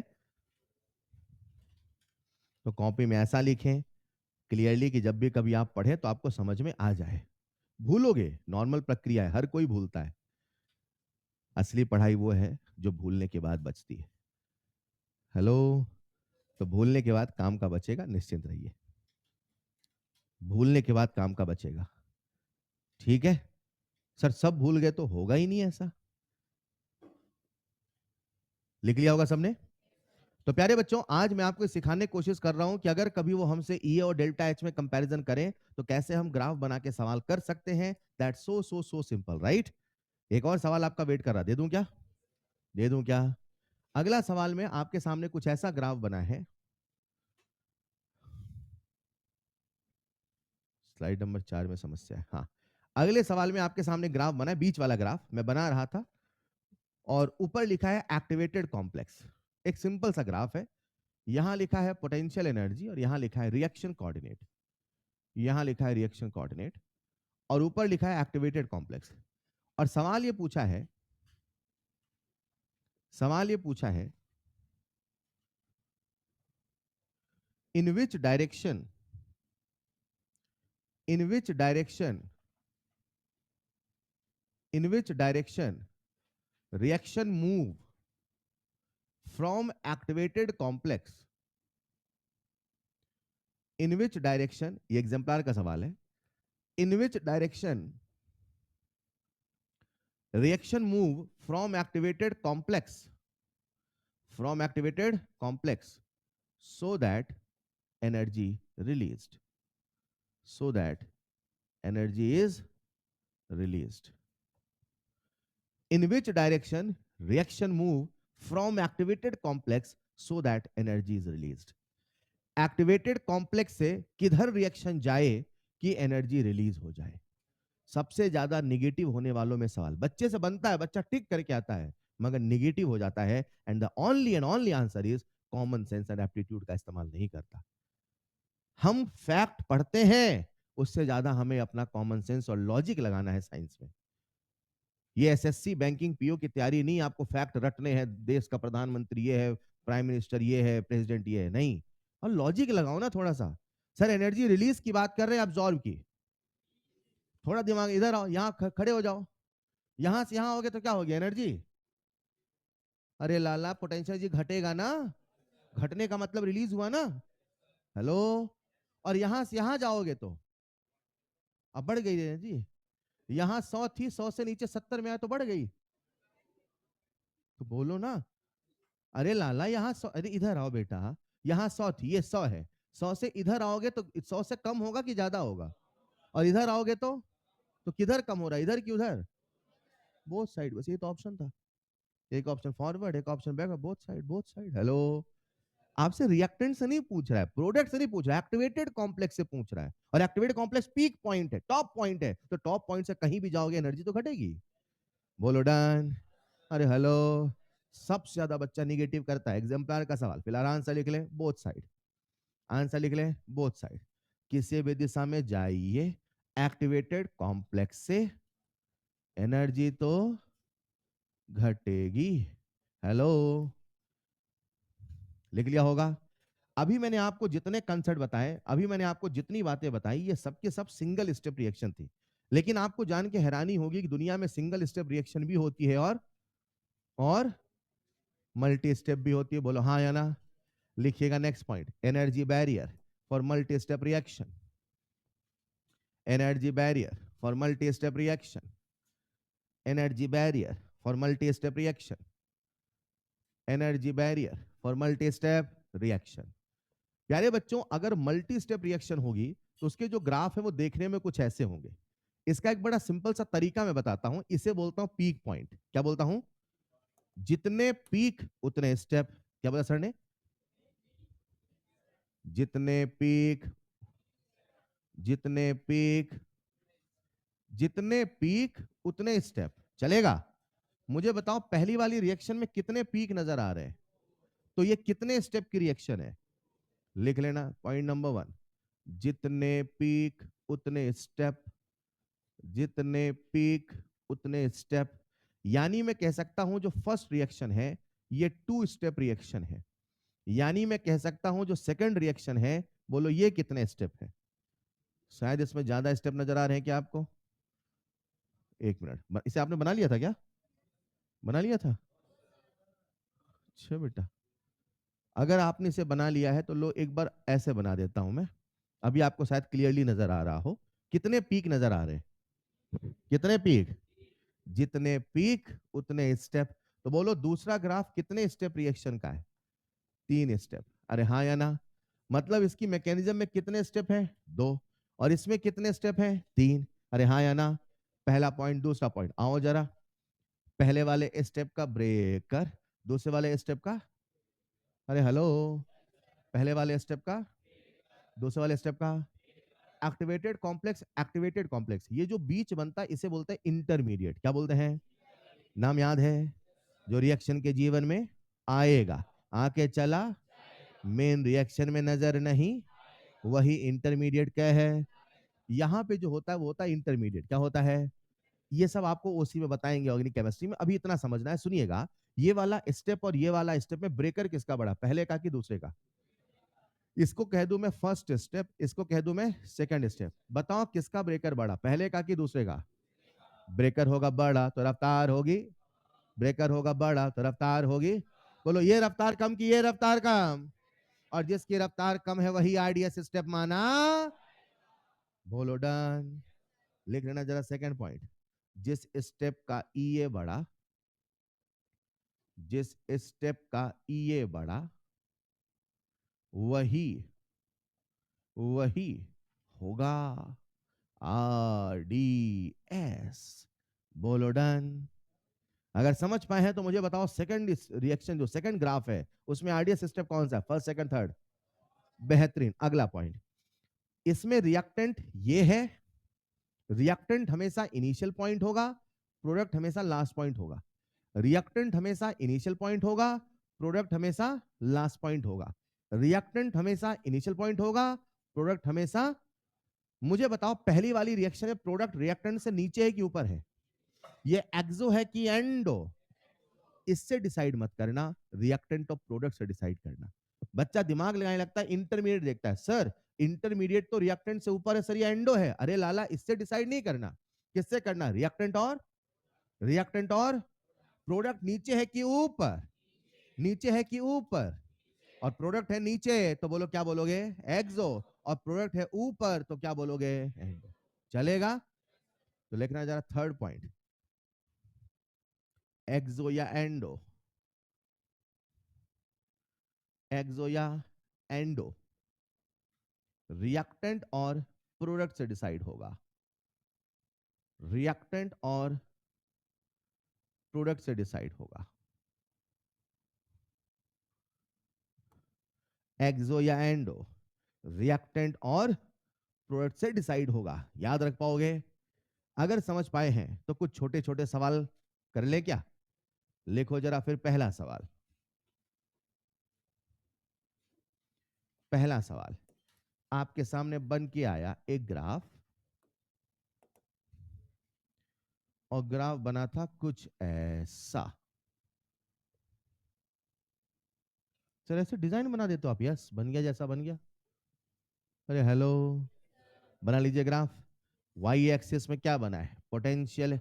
आप बचपन में वो पहाड़ वाली तस्वीर बनाते थे ना, बस वही तो है, बस सूरज और नदी बनाना बाकी है। ऐसे यहाँ पे सूरज बनाते थे, याद है कि नहीं याद है? फिर थोड़ा हरा हरा करते होंगे, ये तो पेंट, अरे यार घर बनाते थे, सॉरी, है ना, घर। और यहाँ रोड भी बनाते होंगे, हर बच्चा ये बनाता है। उसके बाद उसका पेंटिंग से मुंह उठ जाता है ना। यहाँ तक तो यात्रा तो बनाते हो यार, है? यस, बनाया था आपने, सेम वाला बनाया था क्या? पहाड़ कैसा रखा था, हरा की पीला? देखो, काले बादल छाए थे बचपन से ही। ग्राफ बना लिया क्या? अब ग्राफ में यहां लिखा है पोटेंशियल एनर्जी और यहां लिखा है रिएक्शन कोऑर्डिनेट, ठीक है? यहां लिखा है रिएक्शन कोऑर्डिनेट, यहां लिखा है रिएक्शन कोऑर्डिनेट। खुद से लिख ले, बहुत कम स्पेस है यहाँ पे। रिएक्शन कोऑर्डिनेट, ठीक है? अब उन्होंने क्या क्या पूछा है? Number one, total step. बताओ टोटल कितने स्टेप हैं? Very talented. Number two, RDS step. Very talented. Number three, nature of reaction. Very very talented, इतने अच्छे बच्चे हैं, बताइए। नेचर ऑफ रिएक्शन सब बनता आपसे, है ना? एक्सो है कि एंडो? एक्सो। एक और सवाल दे दूं क्या? चलो फिर एक और सवाल, यहां जगह यही लिख देता हूं। अगला जो सवाल है, सेम प्रोफाइल का रूप बदल के आया। कैसे आया? अब उन्होंने क्या बोला? उन्होंने बोला फॉर, हाँ बस बस बेटा, फिर बोलना फॉर एक्सोथर्मिक रिएक्शन। और उन्होंने हमें दो स्टेप दिया था, ए से बनना बी, और दूसरा स्टेप दिया था बी से बनना सी। और बोला था जो पहला वाला स्टेप है वो स्लो है, तो स्वाभाविक सी बात है दूसरा वाला स्टेप फास्ट है। और ऊपर लिखा था फॉर एक्सोथर्मिक रिएक्शन, ठीक है? और उन्होंने हमें दे रखे थे चमचमाते हुए चार ऑप्शन, और बोले थे सही विकल्प का चयन करें। पहला ऑप्शन उन्होंने हमें जो दिया वो कुछ ऐसा, दूसरा ऑप्शन जो उन्होंने हमें दिया, सबको दिख रहा है ना? तीसरा ऑप्शन जो उन्होंने दिया, और चौथा ऑप्शन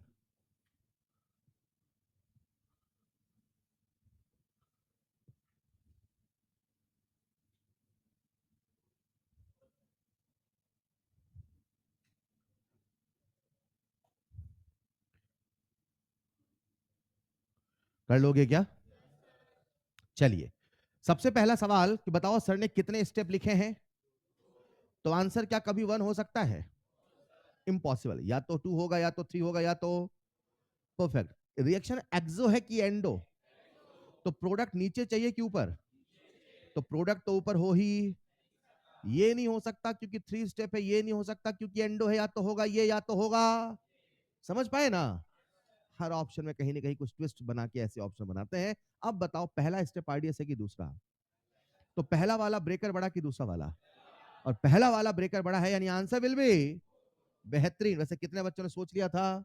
ऐसा सवाल आपको देख नहीं सोच पाए थे बेटा? सोच पाए थे ना? बता दिया करो। क्या आंसर फोर्थ होगा? और अगर आंसर फोर्थ है तो ये सोचना आसान है कि कौन सा आरडीएस है, कितने स्टेप है। ठीक है बच्चे, क्या मैं कहानी आगे बढ़ाऊं? बोलो भाई। प्यारे बच्चों, अभी तक मैंने आपको सिखाने की कोशिश करी है, बदल दो स्लाइड। अभी तक मैंने आपको सिखाने की कोशिश करी है कि कॉलिजन थ्योरी कहता है कि अगर कभी किसी रिएक्शन को होना है तो उसके जीवन में कितने बैरियर हैं? 2। एक है एनर्जी बैरियर, दूसरा है, और अभी हमारी सारी चर्चा किस पे चल रही है? एनर्जी पे। और एनर्जी बैरियर को मैं सरल शब्दों में कहूं या सरल भाषा में कहूं तो एक लाइन जो कहूंगा वो यही कहूंगा कि एनर्जी बैरियर बोले तो ब्रेकर। क्या बोले तो? बोले तो सवाल ये नहीं, सवाल ये है कि सर अब मुझे एक चीज ये समझ में आई है, थिंक लाइक ए साइंटिस्ट, है ना, कि सर मुझे ये चीज समझ में आई है कि अगर मुझे रफ्तार को बढ़ाना है, रफ्तार को, तो सर मुझे ब्रेकर छोटा करना है। अरे हाँ या ना? अगर मैं किसी प्रकार से ब्रेकर में कंट्रोल पा जाऊं तो मैं रफ्तार को बढ़ा सकता हूं। अपना पर्पस क्या था? 100 का 200। अपनी कहानी शुरू कहां से हुई थी? 100 से 200 से, यही तो हुई थी। और वहां से हम यहां पहुंच गए, बोलो हाँ या ना? हम अगर रिएक्शन की रफ्तार को बढ़ाना चाहते हैं तो एक दिमाग में फंडा क्लियर है कि हमें ब्रेकर को बदलना पड़ेगा, हमें ब्रेकर को छोटा करना। सर अब ये बता दो, ये ब्रेकर बदलता कौन कौन से तरीके हैं जिनसे ब्रेकर को बदला जा? अगर मैं ये बता दूं तो आप ब्रेकर को बदल सकते हो, और ब्रेकर को बदल लोगे तो रिएक्शन नहीं बदलेगी, रिएक्शन की रफ्तार। ये सारी कहानी रफ्तार की चल रही है, बोलो हाँ या ना? कॉपी में लिखिएगा नेक्स्ट हेडिंग फैक्टर्स इफेक्टिंग ईए। कॉपी में लिखिएगा नेक्स्ट हेडिंग फैक्टर्स इफेक्टिंग ईए। फैक्टर्स अफेक्टिंग ईए। बच्चों, ये जो हमारा एक्टिवेशन एनर्जी है, मैं आपको बता देना चाहता हूं, वो केवल केवल केवल 2 ही चीजों पे डिपेंड करता है, तीसरा कोई फैक्टर नहीं है। सबसे पहला जो फैक्टर है वो है नेचर ऑफ रिएक्टेंट। कहने का तात्पर्य है कि अगर रिएक्टेंट को बदला जाएगा तो भी एक्टिवेशन एनर्जी बदल। इसे समझना हो तो ऐसे समझिए कि हर बच्चा जब सिलेक्शन के लिए आता है तो वो एक प्रारंभिक ज्ञान लेके आता है। इमेजिन करते हैं मैंने आपके सामने बच्चे के जीवन का एक ग्राफ बनाया। यहाँ पे है वो बच्चा जो अभी है बच्चा, और यहाँ पे अभी भी बच्चा है, बस बस यहाँ पे गले में लगा है स्टेथोस्कोप। यानी बच्चे से क्या बन चुका है? डॉक्टर। यानी सारा सफर यहाँ से यहाँ पहुंचने का है। अरे बोलो ना। और सच में मुझे उसे यहाँ नहीं पहुंचाना है, मुझे बस कहाँ पहुंचाना है? यहाँ। अगर मैं बच्चे को यहाँ पहुंचा दूं तो बच्चा अपने आप यहाँ पहुंच जाएगा? बोलो ना, उसे मेडिकल कॉलेज तक छोड़ के तो आना है, उसके बाद तो अपने आप वो 5 साल के बाद आएगा, सर हाँ मैं डॉक्टर, हाँ या ना? कहने का मतलब क्या है? अब ये बच्चा है, अब इसे मुझे ऊपर पहुंचाना है, तो हर बच्चा अपने पास जीरो एनर्जी पे नहीं आया है, उसके पास पहले से प्रारंभिक ज्ञान है। बोलो ना यार। 1 2 3 4 तो जानते थे ना भाई? Yes, you have some initial knowledge, हाँ या ना? यानी कहानी जीरो से शुरू है कि थोड़ा ऊपर से? लेकिन हर बच्चे का इनिशियल ज्ञान भी अलग है। किसी को 1 से 10 तक आता था, किसी को 1 से 100 तक आता था, किसी को टेबल भी आती थी, 2 की 3 की 4 की, है ना? 5 वाली भी तो याद होगी, 10 वाली तो याद होगी, यस और नो? यानी कोई बच्चा यहाँ था तो कोई यहाँ था, कोई यहाँ, कोई यहाँ, कोई यहाँ, बोलो हाँ या ना? अगर मुझे ब्रेकर को छोटा करना है तो एक तरीका है कि सच में ब्रेकर छोटा करो और एक दूसरा तरीका खुद को बड़ा करो। अरे हाँ या ना? अगर ब्रेकर छोटा करना है तो ब्रेकर छोटा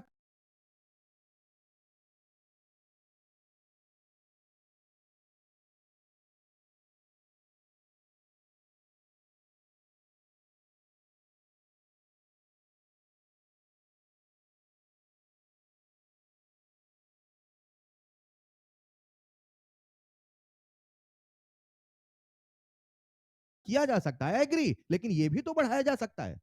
ब्रेकर अपने आप छोटा हो जाएगा। बोलो हाँ या ना? तो मैं कहना चाहता हूं कि जब हम एक्टिवेशन एनर्जी को बदलना चाहते हैं तो बेसिकली दो तरीके हैं। सबसे पहला तरीका है नेचर ऑफ रिएक्टेंट और दूसरा तरीका है कैटलिस्ट। क्या है? क्या जानना चाहेंगे इनके बदलने से कैसे ये बदलता है? हाँ, ये बताऊंगा मैं इनके बदलने से कैसे ये बदलता है, लेकिन सबसे पहले ये सिखाऊंगा ऐसे कितने फैक्टर हैं जिनके बदलने से ये नहीं बदलता है। जब आप ये जानना चाहते हैं कि ठीक कैसे हों, अगर किसी कोई रोग हो जाए, कोई मर्ज हो जाए, तो ठीक होना चाहेगा ना? नहीं, उसको ये भी समझना है कि ठीक कैसे होते हैं और ये भी समझना है ये रोग होता कैसे है। अरे हेलो, ये भी तो समझना है। अच्छा, खट्टा खाने से होता है तो खट्टा नहीं खाएंगे। अरे हाँ या ना? ऐसा कई बार बोलते हैं ना, ये मत खाओ ये हो जाएगा, है केला खा के पानी मत पियो, ऐसा कुछ होता है होगा, है ना? अलग अलग मिथ चलते हैं, अलग अलग वहम चलते हैं। तो हम ये भी तो जाने कैसे नहीं होता है, वही वाली बात है। मैंने कहा ये इन दोनों से तो और कोई दूसरा तरीका। मैं जो कहने वाला हूं ध्यान सुनना। प्यारे बच्चों, आगे चल के मैं ऐसा पढ़ाऊंगा, लेकिन पहले ही अभी बता दूं ताकि अभी से आप गलत फहमी ना पाल लें। जब हम बढ़ाते हैं टेम्परेचर, क्या बढ़ाएंगे? सुनो सुनो, जब हम बढ़ाएंगे तो मैं ऐसा पढ़ाऊंगा, सिखाऊंगा, सब बताऊंगा। टेम्परेचर के बढ़ाने से आर ओ आर बढ़ जाता है। टेम्परेचर के बढ़ाने से ये बढ़ना बढ़ना कहाँ लिखा है? हाँ, एरो, ये बढ़ना कहाँ लिखा है? ऐसे तो नहीं पढ़ते। ऑन एरो अप टेम्परेचर कम आर ओ आर। इसको हिंदी में पढ़ लोगे ना? कैसे पढ़ोगे? On increasing temperature R O R, तब उसका मतलब आएगा। एरो अप नहीं बोल लेना है, चलेगा? On increasing R O R, temperature के बढ़ाने से रफ्तार बढ़ती है। और आज आपके दिमाग में मैंने कंसेप्ट ये बना दिया है कि रफ्तार को बढ़ाना है तो ब्रेकर को, डन है? टेम्परेचर के बढ़ाने से रफ्तार बढ़ती है घटती है? तो बच्चा क्या सोचेगा? टेम्परेचर के बढ़ाने रफ्तार बढ़ गई मतलब ब्रेकर, ब्रेकर बड़ा हो गया, ब्रेकर पक्का ना? टेम्परेचर थोड़ा सोच के बोलो ना यार। गाड़ी एक बार इमेज बना लो, बस एक बार गाड़ी चलाने का सोच रहा, बड़ा बड़ा सा ब्रेकर आया, धीरे से गाड़ी निकालेंगे। ऐसे कुदा देते हो क्या? ये उड़ गए, ऐसे तो नहीं चलाते ना गाड़ी। और छोटा सा ब्रेकर है, हाँ चलने दो, हाँ या ना? ब्रेकर होगा बड़ा तो रफ्तार होगी कम। ये तो सिखा रहा हूं, ब्रेकर होगा छोटा। ये फील नहीं आ रहा क्या?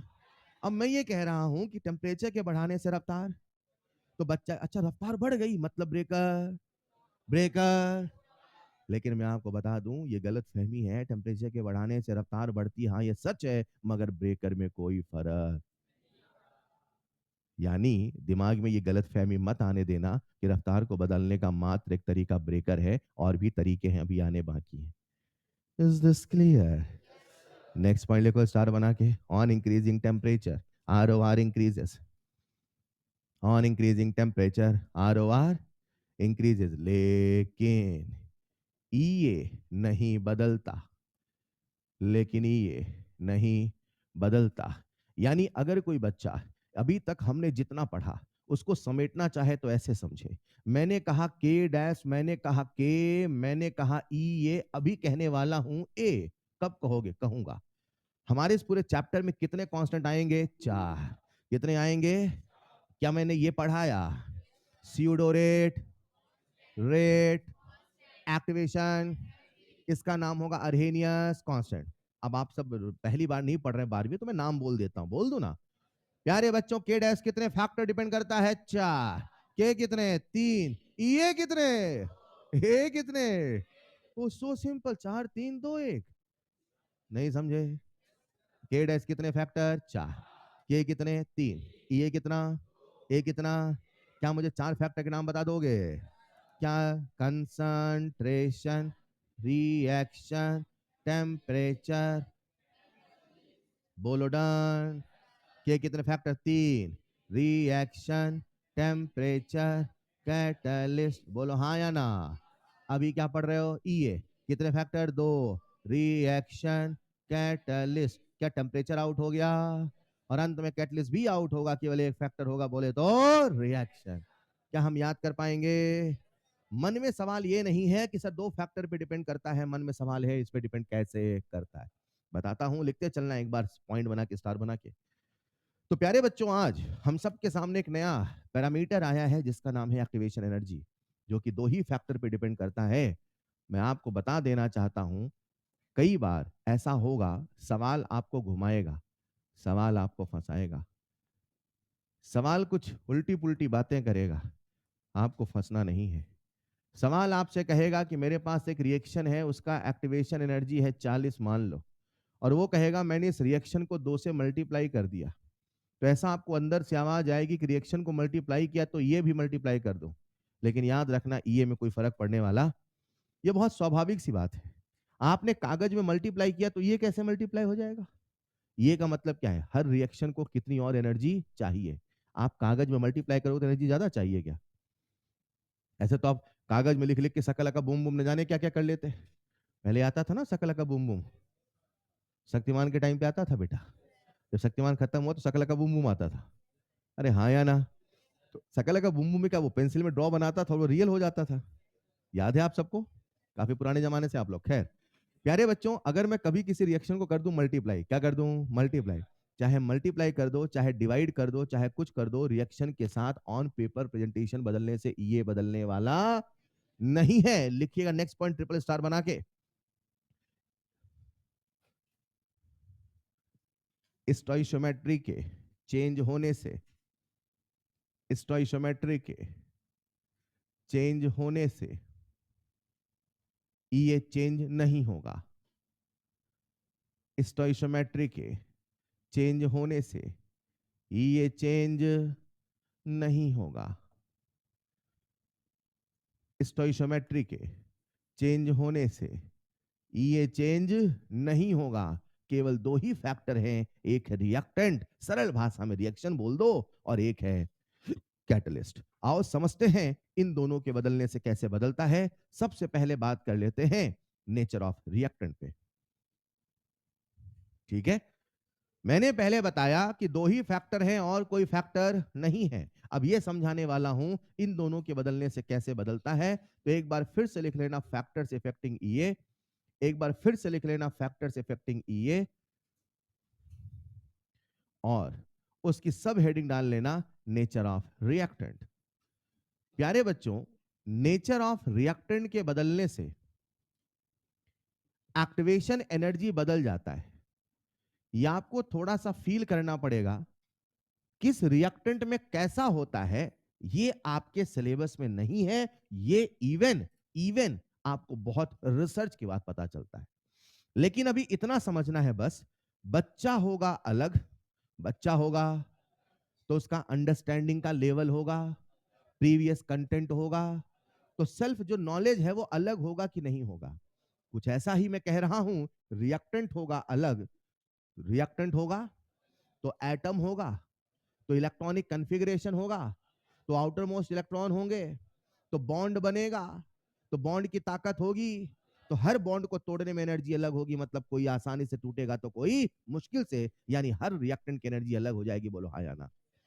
मैं ये नहीं बता रहा हूं कि रिएक्टेंट के बदलने से कितनी ये बदलती है। ये हर रिएक्टेंट का बहुत स्पेशल केस है जिसे इतनी आसानी से नहीं पढ़ सकते। लेकिन बस पता होना चाहिए कि रिएक्टेंट के बदलने से ये बदल क्यों? क्योंकि सर एटम बदलेगा तो कॉन्फ़िगरेशन, तो आउटर मोस्ट इलेक्ट्रॉन, तो बॉन्ड, कभी होगा आयनिक, कभी होगा कोवेलेंट, कभी होगा कोऑर्डिनेट। बोलो ना यार। जब ये सारा किस्सा बदलेगा तो बॉन्ड कोई आसानी से टूटेगा, तो कोई जल्दी प्रोडक्ट बनाएगा, तो कोई।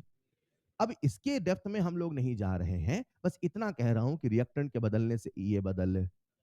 याद रख पाओगे? कॉपी में लिखना जरा, nature of reactant first point लिखना। Different reactant have different atom,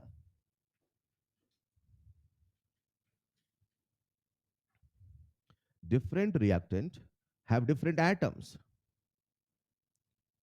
and hence different bond and hence different bond and hence different potential energy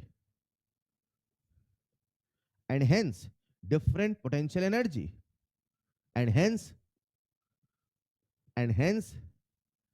different activation energy and hence different activation energy. मैंने ये कहा हमें product बनाना है P, एक बार बना दो ए से, एक बार बना दो बी से। अगर आपने बी से बनाया या ए से बनाया तो इसका बॉन्ड अलग होगा, इसका बॉन्ड अलग होगा, इसकी एनर्जी अलग होगी, इसकी एनर्जी अलग होगी, इसका ब्रेकर अलग होगा, इसका ब्रेकर। अपनी फैक्ट्री में अप्लाई करो। हम फैक्ट्री में क्या बना रहे हैं? क्या अमोनिया बनाने का मात्र एक तरीका नाइट्रोजन हाइड्रोजन है? बस बस एक ही है। अच्छा, पानी बनाने का तरीका बस एक ही है क्या? ऑर्गेनिक केमिस्ट्री के लगभग हर रिएक्शन में बाई प्रोडक्ट पानी ही तो बनता है। तो पानी बनाने का मात्र एक तरीका तो नहीं है। ये केमिस्ट्री की दुनिया है। अमोनिया बनाने कितने तरीके हैं? बोलो हाँ या ना। नाइट्रोजन हाइड्रोजन से 100 का 200 नहीं हो रहा तो कोलिजन थ्योरी कहती है किसी और से बना के देख लो, क्या पता जल्दी बन जाए। अरे हेलो, हमारी अमोनिया की फैक्ट्री है, नाइट्रोजन हाइड्रोजन की फैक्ट्री नहीं है। क्या बना रहे हैं फैक्ट्री में? अमोनिया। तो अमोनिया नाइट्रोजन हाइड्रोजन से क्यों बना रहे हो? किसी और से बना लो। लेकिन हमने कहा ना ना, एक नया पैसा नहीं खर्च करना है। याद है कि नहीं याद है? पहले से अपने डिसाइड किया था एक नया पैसा खर्च करना, जो है उसी में 100 का 200 करके बताओ। बोलो हाँ या ना। तो हमने कहा ठीक है साहब, रिएक्टेंट बदलेगा तो बदलेगा, इट्स सो सिंपल राइट। अब इसके डेप्थ में ना सवाल आते हैं और बनते भी है तो फिर वो आईओसी का पार्ट होता है। कहाँ बॉन्ड ज्यादा मजबूत, कहाँ बॉन्ड कमजोर चलेगा। मुझे जो आपको सिखाना है या हमारा जो सिलेबस सिखाता है वो ये सिखाता है कि कैसे कैटलिस्ट के आने से एक्टिवेशन एनर्जी बदल जाता है। ध्यान से सुनिएगा, मैं थोड़ा डिटेल में से पढ़ाऊंगा, ध्यान से सीखने की कोशिश करिएगा। लिखिएगा नेक्स्ट पॉइंट, कैटलिस्ट। कैटलिस्ट लिखिएगा नेक्स्ट पॉइंट, कैटलिस्ट। सबसे पहले मैं आपको बता देना चाहता हूं, सब लोग बोर्ड में आ जाओ। सबसे पहले बता देना चाहता हूं, पहले एक रिएक्टेंट ए था और एक रिएक्टेंट, दोनों आपस में टकराते थे, दोनों आपस में एक एक्टिवेटेड कॉम्प्लेक्स धीरे ही सही प्रोडक्ट बनाते थे। जीवन अच्छा चल रहा था। जीवन अच्छा, जीवन अच्छा। अगर इसे ही मैं ग्राफ के माध्यम से बनाना चाहूं तो कुछ ऐसे कहूंगा कि पहले इनका जो जीवन था वो कुछ इस प्रकार से चल रहा था। लेट्स इमेजिन यहां पे हमारा ए और बी है, फिर ए और बी आपस में टकराते हैं, कॉम्प्लेक्स बनाते हैं और प्रोडक्ट ए बी बन जाता है। धीरे ही सही मगर जीवन, धीरे ही सही मगर जीवन। अरे बोलो ना यार। अभी इनके रास्तों में कांटे ही कांटे हैं। क्या है? कांटे समझते हैं ना? कांटे होते धीरे से चलते हैं ना, ऐसे पांव रख रख के। कुछ कह रहे हैं बहुत धीरे चलते हैं। अरे भाई कभी कंकड़ वाली रोड में तो चले होंगे ना यार। तो कंकड़ होता धीरे धीरे पांव नहीं रखते हैं, वही मान लो कांटे हैं, है ना। अभी इनके रास्तों में कांटे थे। क्या थे? धीरे ही सही मगर चलना उनको आता था, चला करते थे। अचानक से एक दिन इनकी मुलाकात होती है कैटलिस्ट से। किससे होती है? कैटलिस्ट इनके जीवन में आता है, कहता है अरे ओ रिएक्टेंट। क्या कहता है? उधर कहाँ जा रहे हो? क्या कहता है? अरे ओ रिएक्टेंट उधर कहाँ?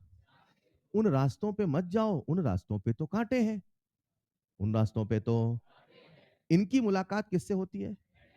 कैटलिस्ट इनसे कहता है अरे ओ रिएक्टेंट। क्या कहता है? उधर कहाँ जा रहे हो? उन रास्तों में तो। आओ मैं तुमको एक नया रास्ता दिखाता हूं, उन रास्तों पे मत जाओ, इन रास्तों पे चलो, इन रास्तों में फूल और कांटे हैं। क्या कहता है वो? इन रास्तों में। फिर से सुनिएगा, कैटलिस्ट रिएक्टेंट के जीवन में आता है, जीवन को नई राह, वो कहता है उस रास्ते पे मत चलो। उस रास्ते पे कौन है? वो कहता है इन रास्ते पे चलो, इन रास्ते पे कौन है? मैंने अभी भी फूल और कांटे बोले, पूरे के पूरे फूल नहीं बोले, क्योंकि पूरा रास्ता भी प्लेन नहीं हुआ है, अभी भी थोड़ा हर्डल है। अरे बोलो ना। लेकिन अब जो ब्रेकर है पहले से छोटा है कि बड़ा? कैटलिस्ट जीवन में आता, जीवन को नई राह दिखाता, जिस पर चलना पहले से आसान हो जाता, जिस पर चलकर एक नया कॉम्प्लेक्स बन जाता। पहले जो कॉम्प्लेक्स बनता था उसका बनना मुश्किल होता। अरे बोलो ना यार। लेकिन अब जो कॉम्प्लेक्स बन रहा उसका बनना, उसका बनना, उसका बनना, तो कैटलिस्ट जीवन में आता है। जीवन को नई राह दिखाता, जिस पर चलना पहले से आसान हो जाता, जिस पर चलकर एक नया कॉम्प्लेक्स बन जाता, जिसका बनना पहले से आसान होता। यानी ब्रेकर छोटा हो जाता, ब्रेकर होगा छोटा तो रफ्तार होगी। बताओ कैटलिस्ट ने रफ्तार को बढ़ाया कि घटाया? कैटलिस्ट ने रफ्तार को, कैटलिस्ट ने रफ्तार को, रफ्तार बढ़ाने के लिए ब्रेकर को छोटा किया। बोलो एक्टिवेशन एनर्जी क्या कैटलिस्ट के बदलने से बदलती है? कैटलिस्ट के आने से ये घटता है कि बढ़ता है? ये,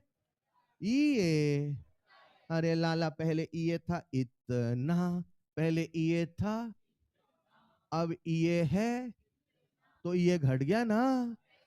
फॉरवर्ड से घटा कि बैकवर्ड से? वाह रे लाला, इधर से जाओगे तो पहाड़ छोटा हुआ कि उधर से छोटा हुआ? पहले की तुलना में दोनों तरफ से छोटा हुआ ना। तो कैटलिस्ट ने फॉरवर्ड का ब्रेकर छोटा किया कि बैकवर्ड का? कैटलिस्ट ने फॉरवर्ड की रफ्तार बढ़ाई कि बैकवर्ड की? कैटलिस्ट जीवन में आता है, रफ्तार को बढ़ा के चला जाता है, फॉरवर्ड की भी रफ्तार बढ़ाता है। और बोलो डन। फिर से सुनिएगा, ए और बी आपस में टक, एक्टिवेटेड कॉम्प्लेक्स, धीरे ही सही मगर जीवन उनका चल। एक दिन इनकी मुलाकात होती है एक दूसरे पदार्थ से। किससे होती है? वो जो दूसरा पदार्थ है वो भी इनके जीवन में आता है, कहता है अरे ओ रिएक्टेंट, क्या कहता है? उन रास्तों में क्यों जा रहे हो? उन रास्तों में तो कांटे हैं, उन रास्तों में तो, आओ मैं तुमको एक नया रास्ता दिखाता हूं, इन रास्तों में चलो, इन रास्तों में अंगारे हैं। क्या है? क्या है? ये जो नया पदार्थ आया इसका नाम रखा इनहिबिटर। क्या नाम रखा? और ये जो पदार्थ रास्तों को आसान करके चला गया उसका नाम है कैटलिस्ट। क्या नाम है? कुछ पुरानी किताबें, कुछ पुराने टीचर ऐसा कहते हैं, मैं नया टीचर नहीं हूं, ठीक है। कुछ पुरानी किताबें, कुछ पुराने टीचर ऐसा कहते हैं कि दो तरह के कैटलिस्ट होते हैं, एक होता है पॉजिटिव, एक होता है निगेटिव। एक होता है, एक होता है, एनसीईआरटी कहता है बकवास। क्या कहता है? बकवास है तुम्हारी बातें, there is nothing like negative catalyst. NCERT कहता है निगेटिव कैटलिस्ट जैसा दुनिया में कुछ भी होता, ये कुछ ऐसा है, मैं आपसे कहता हूं अच्छे कामों से भी प्रसिद्ध होते हैं। ट्रू और फॉल्स? अच्छे कामों से प्रसिद्ध होते हैं? नहीं नहीं, अच्छे कामों से काम होते हैं, प्रसिद्ध होते हैं ना। अच्छे काम करोगे तो प्रसिद्ध होगे, है ना। मैं आपसे कहता हूं अच्छे कामों से भी प्रसिद्ध होते हैं, बुरे कामों से भी प्रसिद्ध होते हैं। ट्रू और फॉल्स? हाँ। जिनको हिंदी का ज्ञान है, जिनको भाषा ज्ञान है, वो कहते हैं बकवास। क्या कहते हैं? प्रसिद्ध शब्द की अपनी एक गरिमा है। प्रसिद्ध अच्छे कामों से ही हुए जाते हैं, जो बुरे कामों से होते हैं, जिन्हें आप प्रसिद्ध कहते हैं, वो प्रसिद्ध नहीं, वो होते हैं कुख्यात। क्या होते हैं? किसी ने बदनाम बोला, किसी ने कुख्यात बोला, अलग अलग बोला। अच्छा नाम जब होता है तो ही प्रसिद्ध बोला जाता है। क्या बोला जाता है? कोई क्राइम कर ले, बोले आप प्रसिद्ध हो गया, वो प्रसिद्ध नहीं है, वो कुख्यात हो गया है। चलेगा। तो जैसे प्रसिद्ध शब्द की अपनी एक गरिमा है, यू कैन नॉट यूज प्रसिद्ध शब्द एनीवेयर, वाओ यू आर प्रसिद्ध, ऐसा नहीं है। उसी प्रकार से एनसीईआरटी कहता है कैटलिस्ट शब्द की भी अपनी एक गरिमा है। हर जगह कैटलिस्ट नहीं बोल सकते। कैटलिस्ट वही बोला जाएगा जो रफ्तार को बढ़ाएगा, जो अच्छे काम करेगा, जो जीवन की राहों को आसान करेगा। जो जीवन की राहों को मुश्किल करेंगे वो कैटलिस्ट नहीं, वो नेगेटिव कैटलिस्ट नहीं, उनका क्या नाम रखा? इनहिबिटर। आइए इस कहानी को लिख लें क्या? एक बार शुरू से, कैटलिस्ट जीवन में, जीवन की राहों को आसान करके, जिस पे एक नया कॉम्प्लेक्स बनता है, जिसका बनना पहले से आसान होता है। कैटलिस्ट ईए को घटाता है कि बढ़ाता है? कैटलिस्ट ईए को, देख क्यों बोलो ना, कैटलिस्ट ईए को, वो जो ईए को बढ़ाता है वो कैटलिस्ट नहीं। एक बच्चा मेरी बातों को ध्यान सुन रहा था, वो कहता है सर कैटलिस्ट जीवन में आता है? यस, जीवन की राहों को आसान करके चला। वो बच्चा मुझसे कहता है सर कैटलिस्ट ये सब कैसे कर पाता है? कैटलिस्ट ये सब जानना चाहेंगे? पहले एक पॉइंट लिखो, जैसा लिखा है कैटलिस्ट, ये रिएक्शन लिख लिया। अभी ग्राफ मत बनाना, जैसे बोलो वैसे, पहले रिएक्शन लिखो। लिख लिया? नेक्स्ट पॉइंट लिखो, catalyst are the substances, catalyst are the substances, catalyst are the substances. अच्छा ये सब्सटेंस है, ठीक है, catalysts are the substances which provide an alternate path, एक विकल्प देते हैं, है ना, which provide an alternate path to the reaction in which the formed activated complex in which the formed activated complex is much easier to form, in which the formed activated complex is much easier to form. बोलो done. लिख लिया बेटा। Next point लिखिएगा, catalyst decreases activation energy.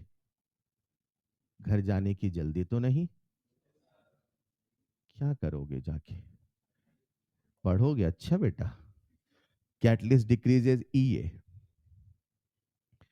Catalyst decreases ईए, catalyst activation energy को घटाता है, चलेगा। Next point पे ग्राफ बना लीजिए, नेक्स्ट पॉइंट पे ग्राफ बना लीजिए। पीला वाला विदाउट कैटलिस्ट, विदाउट कैटलिस्ट, हरा वाला विद कैटलिस्ट, लाल वाला विद इनहिबिटर। तो कैटलिस्ट जीवन की राहों को आसान करके चला जाता है, मगर याद रखिएगा, ना उसने इनिशियल कंडीशन को बदला, ना उसने फाइनल कंडीशन। जो हो रहा था वही कराता है, बस पहले धीरे हो रहा था तो जल्दी कराता है। कैटलिस्ट जीवन की राहों को आसान करके चला जाता है, केवल उन्हीं की राहों को जो जीना चाहते थे।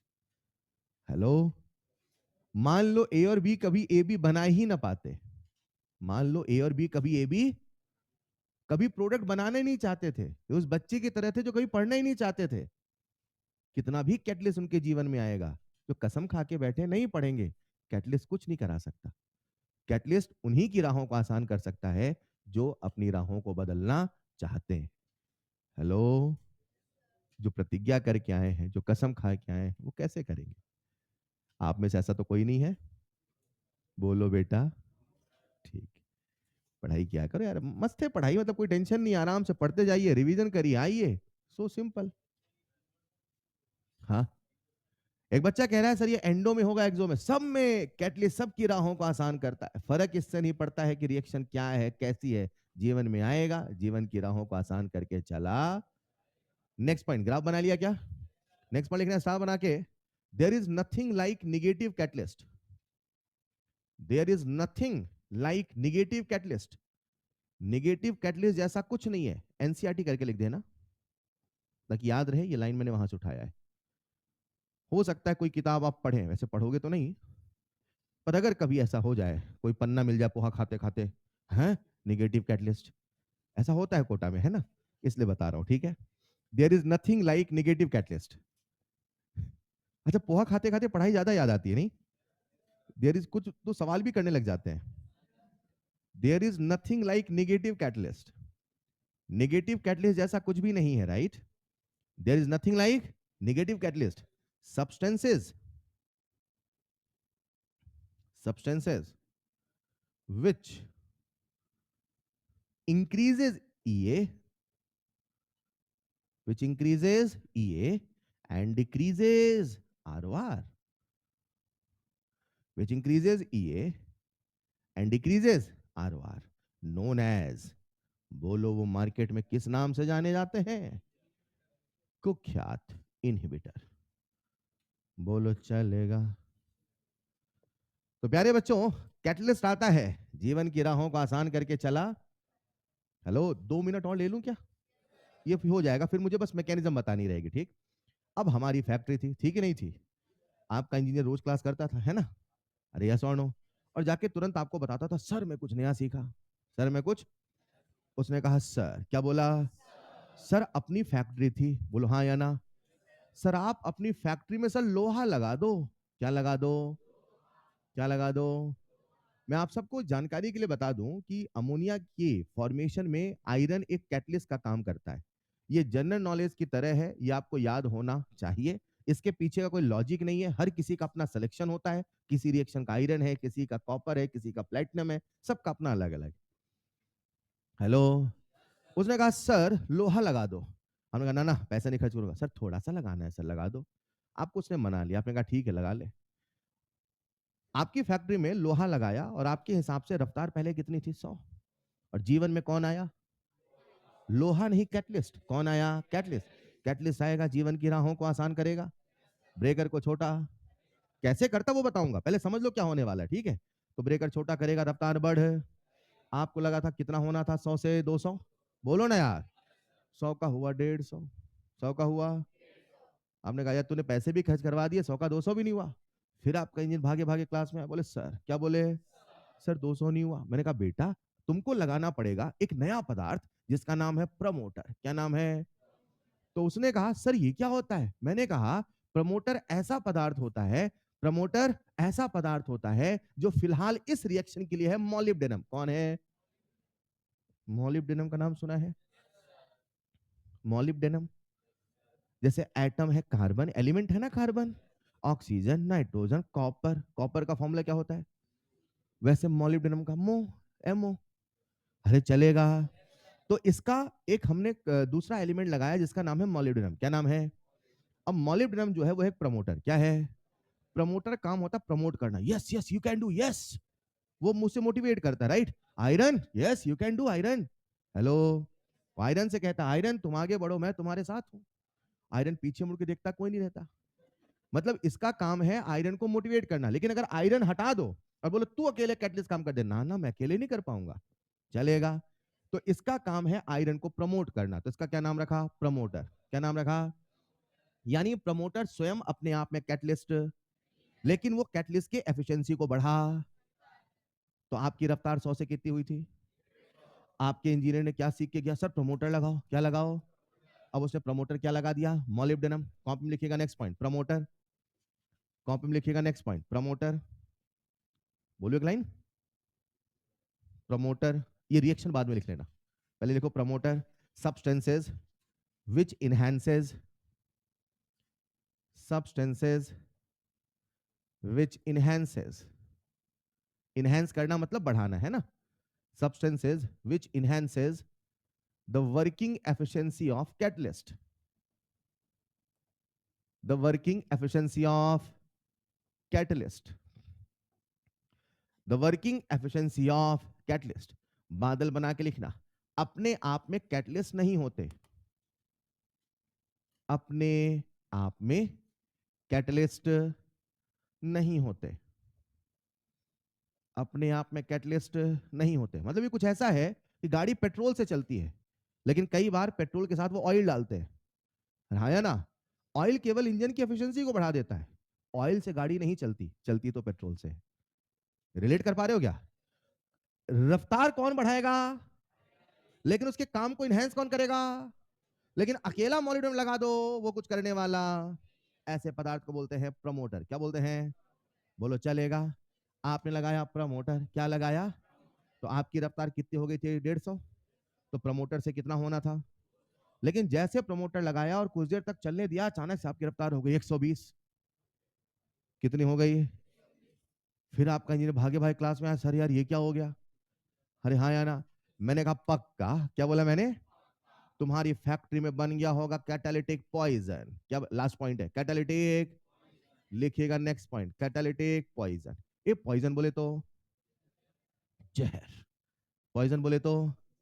अब ये कैटालिटिक पॉइजन है, मतलब कैटलिस्ट का जहर है। कुछ ऐसे भी पदार्थ होते हैं जो कैटलिस्ट से कहते हैं कैटलिस्ट ये क्या कर रहे हो तुम जीवन में, इसका क्या काम है? कहता है catalyst yes you can do. और ये जो पॉइजन है क्या कहेगा? कैटलिस्ट क्या कर रहे हो जीवन में, एंटरटेनमेंट एंजॉय चाहिए, सब क्या कर रहे हो? ये उस दोस्त की तरह होता है जो कहता भाई पढ़ मत, आजा कुछ मूवी देख के आते हैं, हाँ या ना? इनका नाम है कैटालिटिक पॉइजन। लिखो जरा एक line, substances, substances, substances which reduces, substances which reduces the working efficiency of catalyst, the working efficiency of catalyst, the working efficiency of catalyst. मैं जो कहने वाला हूं वो सुन के आप सब चौंक जाएंगे, आप सब दहल जाएंगे। कह दूं क्या? आप जान के हैरान हो जाएंगे, हर वो चीज जो इंसान के लिए जहर है वो कैटलिस्ट के लिए भी जहर है। दहले कि नहीं दहले? जो इंसान के लिए वो कैटलिस्ट के लिए भी। कार्बन मोनोऑक्साइड जहर है कि नहीं है? आप सबने कार्बोक्सी हेमोग्लोबिन ऐसा कुछ सुना होगा या सुनोगे बायो में, राइट? साइनाइड जहर है कि नहीं है? लोग कहते हैं साइनाइड चक लिया चले गए, हाँ या ना? जितने भी सब्सटेंसेस इंसान के लिए जहर हैं, they all are poison for catalyst. तो अमोनिया की जो फैक्ट्री होती है उसका जब प्रोडक्शन मेथड पढ़ाया जाता है, अब शायद आपके सिलेबस में नहीं है, पहले आईओसी में पढ़ाते थे, ओस्वाल्ड प्रोसेस, हैबर प्रोसेस सब पढ़ाते थे, अब नहीं है, शायद हट चुका है या पता नहीं, जैसा भी हो। तो जब आपको हैबर प्रोसेस पढ़ाते हैं तो उसमें पढ़ाया जाता है, उसका जो पूरा मेथड होता है कि अमोनिया बनते बनते बीच में बन जाता है कार्बन मोनोऑक्साइड। क्या बन जाता है?